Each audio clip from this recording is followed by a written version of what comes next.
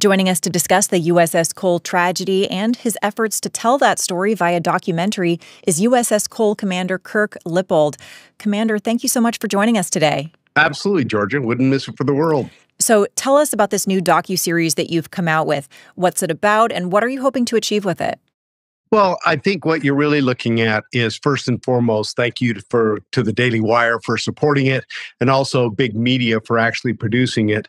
The real goal of the documentary was to really highlight for the American people what happened to USS Cole 25 years ago when it was attacked by Al-Qaeda terrorists, and what put us in that port in Aden, Yemen to begin with. I mean, clearly it was 11 months before 9/11, and when the attack occurred, one of the things I'm most proud of and want to highlight for the American people is the heroism of my crew as they saved that ship and saved our shipmates. So tell us, a lot of people don't know this story of the USS Cole. This happened 25 years ago, almost to the day, and it was somewhat overshadowed by the election that was going on at the time. So can you tell us the story of the USS Cole? Absolutely. USS Cole was a U.S. Navy Aegis guided missile destroyer, homeported in Norfolk, Virginia. We would deploy out of there in early August of 2000. Our mission was to actually cross the Atlantic through the Mediterranean to go to the North Arabian Gulf and enforce United Nations sanctions in the country of Iraq. But what happened is about halfway between the Mediterranean and the European theater, Central Command in the Middle East and the Fifth Fleet, we didn't have enough oilers in the Navy at the time. We've got even fewer today. And so we had to find a port to pull into. So there were two ports, Djibouti on the west coast of Africa, Aden at the southwest corner of the Arabian Peninsula. We pulled into Aden for what we expected was a 6 to 8 hour brief stop for fuel. We had been refueling for about 45 minutes, a part of routine harbor operations. We'd contracted for 3 garbage barges to come take off trash, plastic, and hazmat. 2 had come out and left. We were expecting a third barge, and the third boat that came out to us had been brought into the country a year before us by Al-Qaeda, and it looked exactly like the garbage barges. So as it approached the ship, no one saw anything untoward. Little did we know that they had been observing Navy ships for almost a year. And as that boat came alongside, it was actually 2 suicide bombers with explosives built into the boat that detonated, blowing a 40 by 40 foot hole in the side of the ship, instantly killing 17 sailors and wounding 37 others. But as a real testament to the crew, we were able to get the ship stable in a little over an hour despite the extensive damage.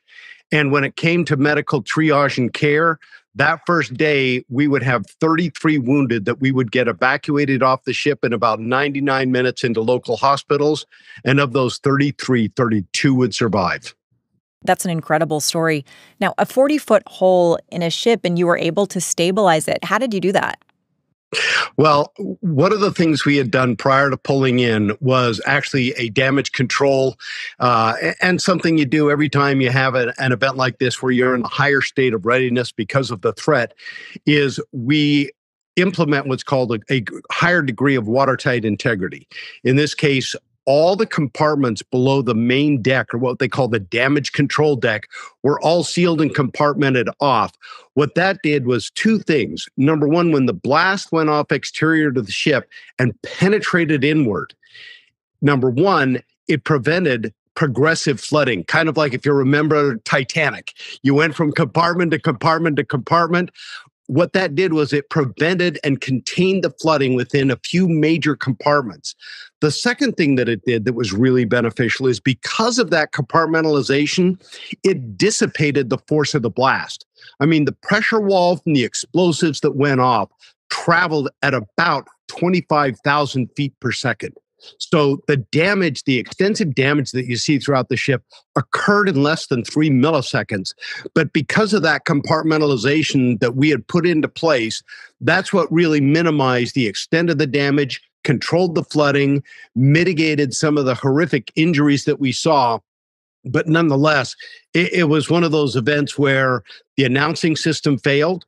Nobody could tell the crew what had happened, where to go, what to do. They fell back on their training and then accomplished what they needed to save our ship and shipmates. So in my mind, true heroes that this documentary will point out.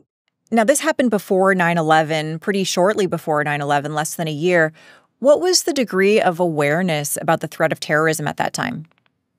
Well, it's very interesting. We knew that terrorism existed because obviously, I personally had experienced it earlier in my career. I was actually in the embassy in Beirut in 1983, just a few days before they blew it up. I lost a Naval Academy classmate in the Beirut barracks bombing that fall. Of course, we had Khobar Towers in 1996, World Trade Center 1 in 1993, and then, of course, the embassy bombings 2 years before Cole in Dar es Salaam, Tanzania, and Nairobi, Kenya. So Al Qaeda had a pattern, especially with World Trade Center 1 and the embassy bombings. What we didn't know, and the documentary points out, is that the FBI had actually interviewed one of the surviving Al Qaeda members from the terrorist attack against the embassies. And when they interviewed him, he flat out told them Al Qaeda is going to target Navy ships pulling into Aden. We never got that intelligence on the ship. We never had any idea. And I have no idea if the Navy leadership ever had access to that intelligence or ever did anything with it to prepare us prior to pulling into port. Wow. Now, one of the last remaining planners of the attack, the mastermind behind it actually, was held at Guantanamo Bay in Cuba for 20 years. And he's just now getting his trial, or he will get it in June of next year. Can you tell us a little bit about why it's taken so long for him to be tried? Well, one of the key things that I unfortunately need to point out is while a trial date is set, we've had trial dates set before. His name is al-Nashri, and he was the principal planner that put this entire thing together. He worked very closely with bin Laden and al-Zawahiri, who was the number 2 guy. So this had been planned for a long time. As a matter of fact, a gentleman named Khalid, the gentleman I use as a loose term, by the way, Khalid bought the explosives that al-Nashri would use when he built the boat that would attack USS Cole. He is involved with the 9/11 planning as well. So these guys are bad. They're all tied together. But at the end of the day, he's down in Guantanamo Bay, and we continue to have delays in taking him and holding him accountable for what he did. Because quite frankly, we lack the political will on both the Republican and Democrat sides to really make the defense teams stop issuing motion after motion, judges that continue to entertain them. And we've had delay after delay. And here we are at 20 years plus for a trial that should have gone on. He should have been tried, found guilty, and then consequently, because it's a capital case, executed. In today's fast-changing digital world, proving your company is trustworthy isn't just important for growth, it's essential. That's exactly why Vanta exists, to make building and maintaining that trust seamless for businesses everywhere. Whether you're a startup just getting started with your first SOC 2, HIPAA, or ISO 27001 certification, or you're an enterprise dealing with the complexity of vendor risk management, Vanta's trust management platform uses industry-leading AI and automation to help companies of all sizes get compliant fast and actually stay that way. The platform can help you knock out those tedious security questionnaires up to 5 times faster, which means you're closing bigger deals sooner. And the impact is real. Vanta customers are saving over $500,000 annually, while becoming 3 times more productive. In today's business environment, establishing trust isn't optional anymore. But with Vanta's continuous monitoring and automation, it becomes automatic. If you're ready to see how Vanta can transform your compliance process and help you build trust automatically, visit vanta.com/morningwire to sign up for a free demo today. That's vanta.com/morningwire. Now, a few questions I want to return to, but first, how did they know that you were going to be in the port of Aden if that was just a game day decision to go there as opposed to Djibouti? Were they prepared to follow you, or were they just waiting for an opportunity at this port? Well, number one, Cole was not targeted as a ship. They were looking for the next Navy ship that had come in. Aden had been a refueling port for about 2 years. That had been negotiated between the ambassador in the country, Ambassador Bodine, and at the time, the Central Command Commander, General Zinni, which then transitioned to General Franks.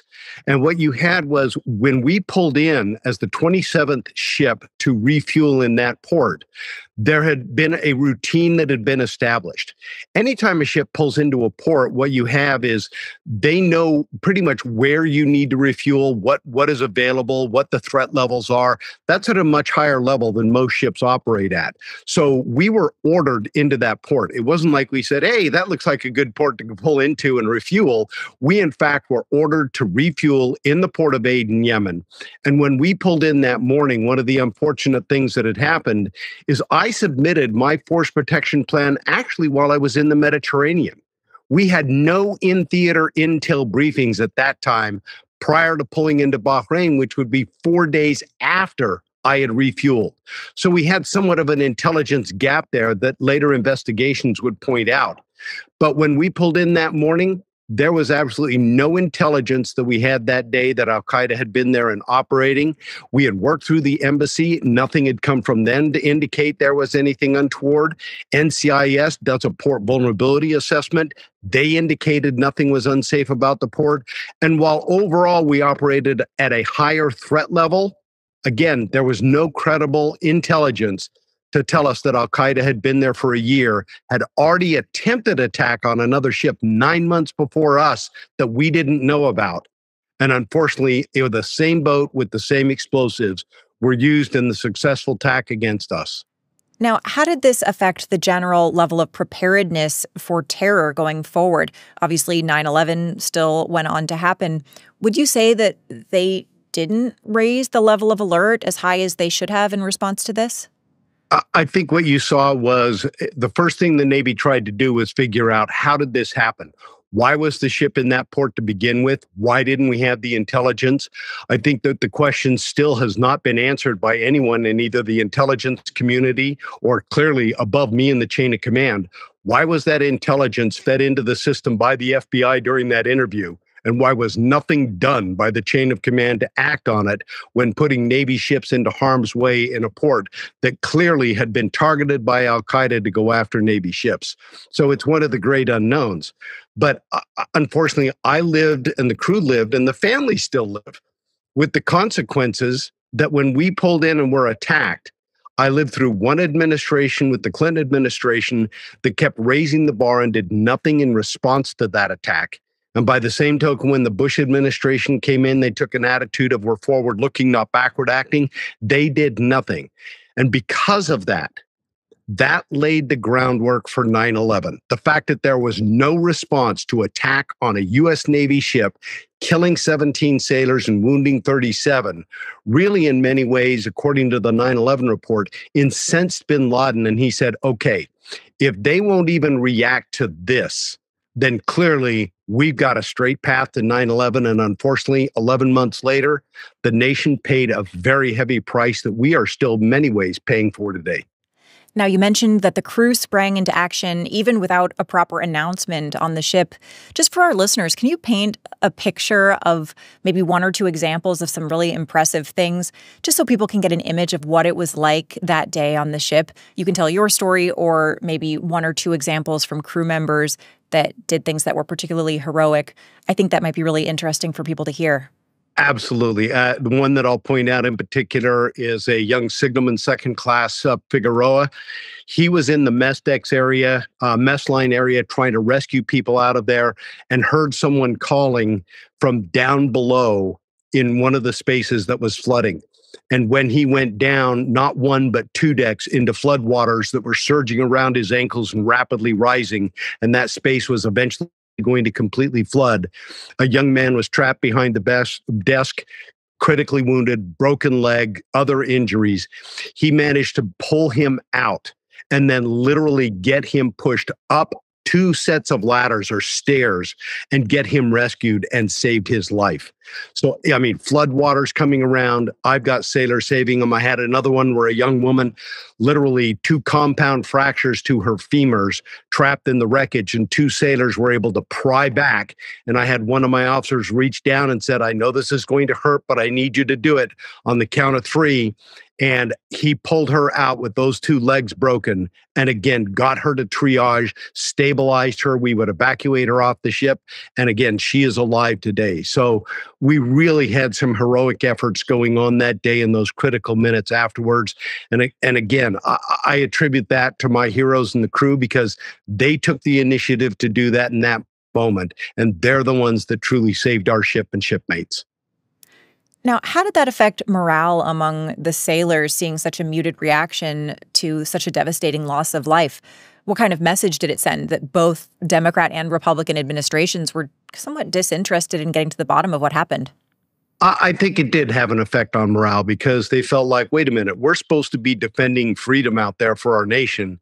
But by the same token, when something happens and lives are lost, when we have the political leadership and to a degree, the military leadership as well, saying do nothing to demand a response to it, they're kind of wondering exactly what's going on here. I mean, it's one thing for us to volunteer, to serve our nation and defend our Constitution and way of life. But it's another thing for me to sacrifice my life and nothing's done as a result.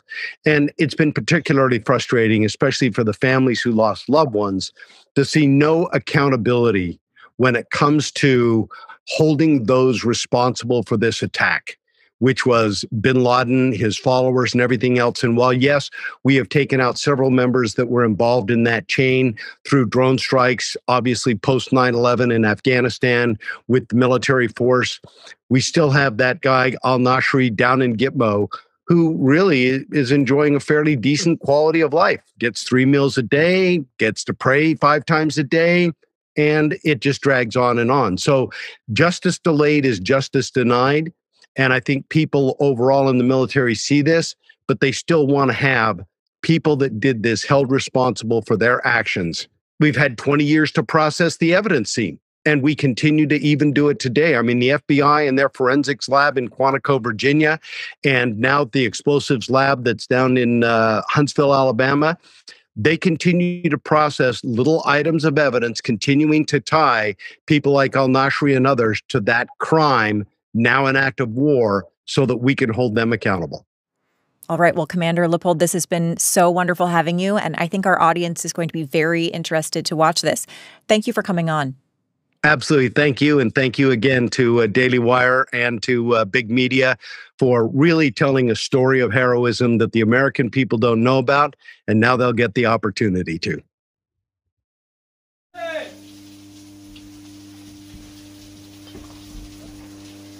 Over there.